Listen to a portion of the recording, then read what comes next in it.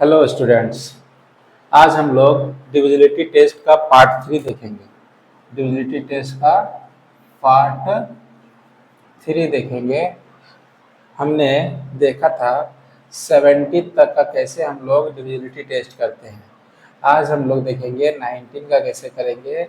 19 के बाद prime number क्या होता है, 23 का कैसे करेंगे, 29 का कैसे करेंगे, 31 का कैसे करेंगे और 37 का कैसे करेंगे। ठीक है, तो सबसे पहले हम लोग देखेंगे टेस्ट बाय 19। 19 का क्या टेस्ट होता है। If 2 times the last digit, अगर लास्ट डिजिट का 2 टाइम्स, लास्ट डिजिट का 2 टाइम्स को जब हम लोग ऐड कर देते हैं उसके रिमेनिंग डिजिट से, तो जो भी नंबर आएगा अगर वह नंबर 19 से डिवाइड हो जाता है तो ये 513 भी क्या हो जाएगा कि 19 से डिवाइड हो जाएगा। ठीक है, देखते हैं हम लोग। जैसे 51, अब 3 को हम लोग 2 से मल्टीप्लाई करेंगे, 3 टू जा 6। अब 6 को क्या कर देना है, प्लस कर देना है। 57, अब 57 जो होता है वह 19 से डिवाइड होता है ना। फिर 1767, अब 7 से इसको मल्टीप्लाई करना, मतलब ये वाला डिजिट को। ठीक है, तो 176, 176, 7 टू जा 14, 14 प्लस कर देते हैं। 6 4 10 का 0, 7 1 8 9 190, और 190 जो होता है वो भी क्या होगा, 19 से डिवाइड हो जाएगा। तो इस तरह से हम लोग इजी ट्रिक्स के द्वारा 19 का टेस्ट हम लोग कर सकते हैं, डिविजिबिलिटी टेस्ट। क्या करना होता है कि लास्ट का डिजिट को डबल करके उसके जो रिमेनिंग डिजिट होते हैं उसे क्या करते हैं, प्लस करते हैं। प्लस करने के बाद जो भी नंबर आएगा उसे 19 से डिवाइड करते हैं, और 19 से वो अगर डिवाइड हो जाता है तो क्या होगा कि ये 513 जो है, 513 जो है वो भी 19 से डिवाइड होगा। और यहाँ जो 1767 है वो भी क्या होगा, 19 से डिवाइड होगा। ओके, उसके बाद हम लोग डिवाइड करके देख सकते हैं। अब हम लोग आगे देखते हैं टेस्ट बाय 23। टेस्ट बाय 23, तो टेस्ट बाय 23 का रूल क्या होगा कि if 7 times the last digit, last digit का 7 टाइम्स को जब हम उसके रिमेनिंग डिजिट में ऐड कर देते हैं, रिमेनिंग डिजिट में क्या करते हैं ना, ऐड कर देते हैं। ये तो आपका क्या है, लास्ट डिजिट, लास्ट डिजिट का 7 टाइम्स, 1 इंटू 7 कितना हुआ 7। अब 85 जो है उससे हम लोग 7 को क्या करेंगे, प्लस करेंगे। क्या करने बोला, प्लस करना है।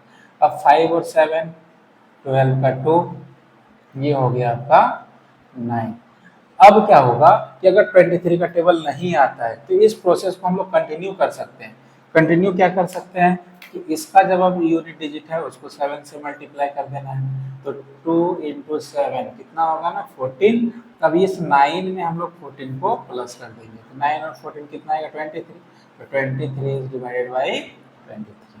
ठीक है, ये भी डिवाइड होता 23 से 4 टाइम्स में। कितने टाइम्स में, 4 टाइम्स से। इसका मतलब क्या है कि जो 851 है, 851 है वो क्या होगा, डिविजिबल होगा 23 से।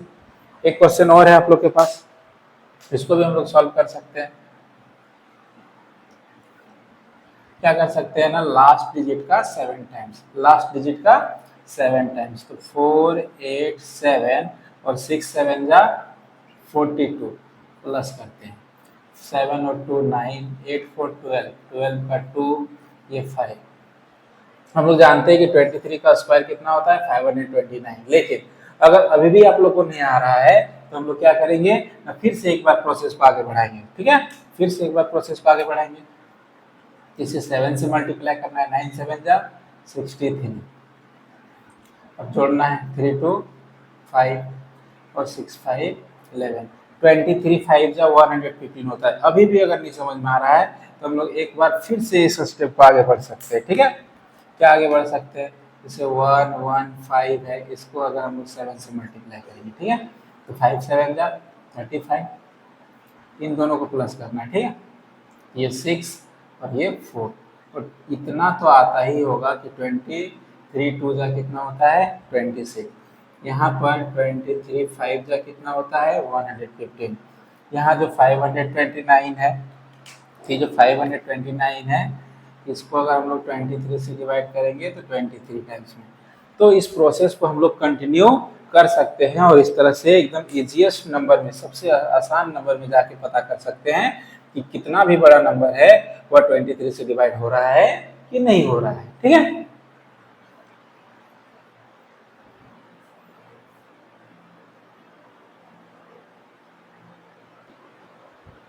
अब हम लोग क्या देखेंगे कि टेस्ट बाई 29 का टेस्ट में क्या होगा।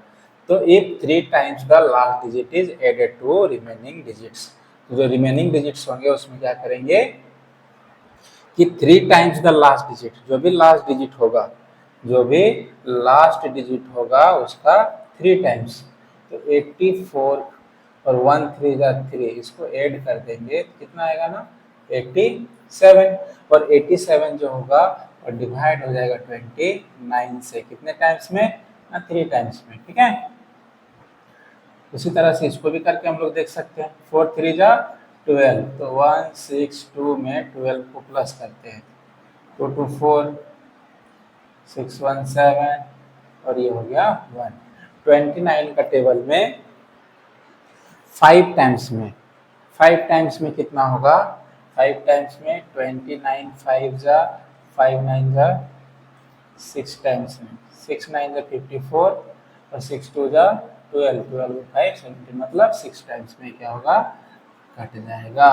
ठीक है, तो इस तरह से हम लोग कुछ कुछ प्राइम नंबर्स होते हैं जिसका हम लोग इस तरह से निकालने पर क्या होता है कि प्राइम फैक्टराइजेशन जब हम लोग करते हैं तो उसमें आसानी होता है। ठीक है,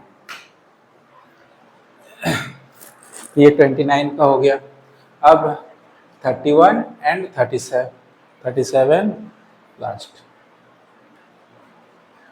अभी हम लोगों ने क्या देखा कि 29 में क्या होता था कि 3 times the last digit is added to the remaining digits, और 31 में क्या हो रहा है कि subtracted to the remaining digits. तो हम लोग क्या करेंगे कि लास्ट डिजिट का 3 टाइम्स, तो 2 5 4 6 माइनस कर देंगे, 14 में से 6 गया तो 8, यहाँ बचा 4 और यहाँ आ गया 2। अब 31 का टेबल अगर हम लोग देखने जाएं तो 31 का टेबल में 8 टाइम्स में क्या आएगा, 31 का टेबल में 8 टाइम्स में क्या आएगा 248। तो ये क्या होगा ना डिवाइड हो जाएगा कितने टाइम्स में, 8 टाइम्स में।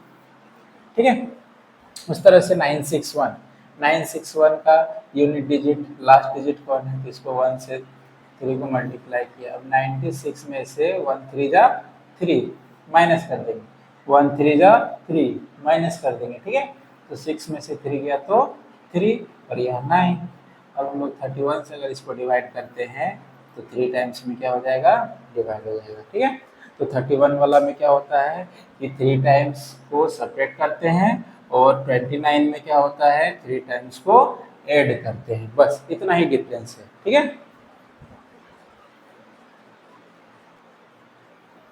अब हम लोग देखते हैं टेस्ट बाई 37, ये 5वां है ट्रिक हम लोग का। ठीक है, टेस्ट बाई 37 में क्या होगा कि 2072 एक एग्जाम्पल लिए। ठीक है, अभी हम लोग 31 में क्या देखे थे कि 3 टाइम्स जो था वह सब्ट्रैक्ट हो रहा था। ठीक है, अब यहाँ 11 टाइम्स जो होगा वह क्या होगा सब्ट्रैक्ट होगा रिमेनिंग डिजिट से। ठीक है, तो हम लोग क्या करेंगे कि इसका जो यूनिट डिजिट है वह क्या है 2 है, तो 11 2 जा 22, तो 207 में 22 को क्या कर देते हैं माइनस, 7 में से 2 गया तो 5 बचा, यहाँ पे 10, 10 में से 2 गया तो 8 बचा, यहाँ पे 1।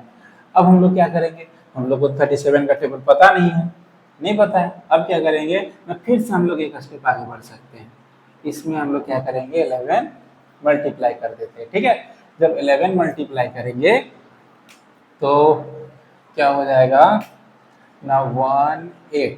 ठीक है, और 55। अब 55 को यहाँ माइनस करेंगे तो आपका क्या आएगा। अब बताइए क्या 18 में से 55 माइनस हो सकता है, नहीं हो सकता है। तो हम लोग जानते हैं कि प्लस माइनस माइनस होता है, 5 में से 8 नहीं कटेगा तो 15 में से 8 गया तो 7, 4 में से इतना गया तो आएगा -37। तो -37 जो है 37 से डिवाइड हो जाएगा -1 टाइम्स में। तो इस तरह से हम लोग क्या कर सकते हैं, उसको छोटा भी बना सकते हैं, ठीक है, इजी कर सकते हैं। आगे यहाँ 555 है। अब 555 हम लोग 37 का टेबल कभी हम लोग सोच भी नहीं सकते कि 37 से 555 डिवाइड होगा। तो क्या करना है कि इसका जो लास्ट डिजिट है उसको 11 से मल्टीप्लाई करते हैं। तो ये 55 और 11 5 जा 55। अब इन दोनों को माइनस करते हैं तो आ गया 0 0। और हम लोग जानते हैं कि 0 जो होता है किसी भी टेबल में 0 टाइम्स में डिवाइड हो जाता है, ठीक है। तो इस तरह से हम लोग का डिविजिबिलिटी टेस्ट आज ख़त्म होता है। आप लोगों को मेरा वीडियो अगर अच्छा लगा तो इसे अपने दोस्तों के साथ, फ्रेंड्स के साथ शेयर करें और उन्हें भी इन टेस्ट के बारे में बताएं, ताकि वो अपना जब प्राइम फैक्टराइजेशन मेथड से एलसीएम एचसीएफ कभी निकालेंगे तो उनके लिए यह बहुत ही इजी हो जाएगा, ठीक है। तो थैंक यू, बाय बाय।